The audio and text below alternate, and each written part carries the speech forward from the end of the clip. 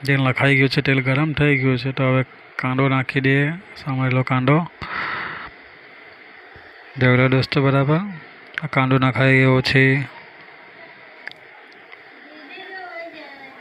કાંદાને થોડું મિક્સ કરી દેવાનું.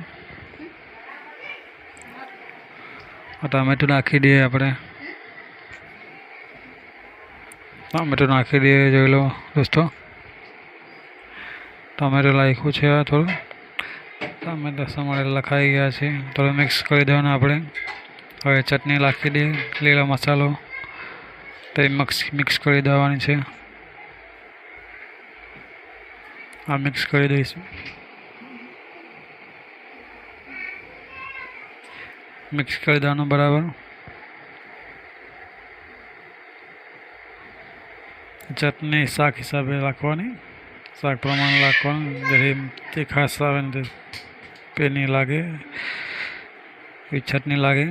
હવે હળદર નાખીએ આપણે, હળદર લખાઈ ગઈ છે. મરચાંની ભૂકી નાખીશું, મરચાંની ભૂકી નાખી દે,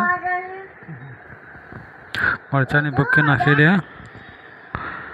મરચું પાવડર લખાઈ ગયું છે. હવે આ ધાણા પાવડર, ધાણા જીરું પાવડર છે એ નખાઈ ગયું છે. જોઈ લો દોસ્તો બરાબર, રેસીપી જોઈ લેજો બરાબર ને ઘરે જરૂરથી બનાવજો.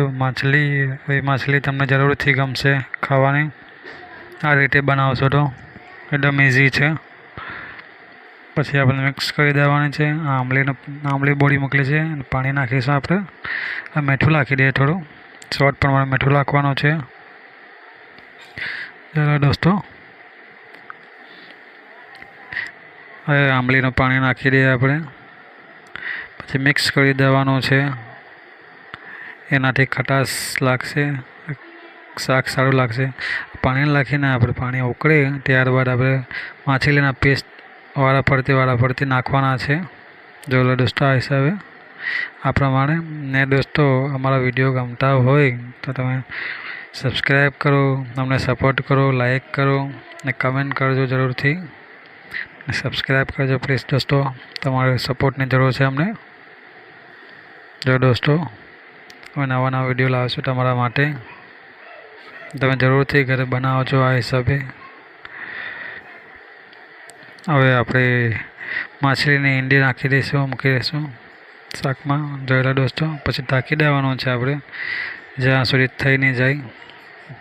જો દોસ્તો આપણું શાક તૈયાર છે. માછલી કેટલું મસ્ત લાગી રહ્યું છે દોસ્તો. ઘરે તમે જરૂરથી બનાવજો અને અમને સપોર્ટ કરજો. થેન્ક યુ દોસ્તો, બાય.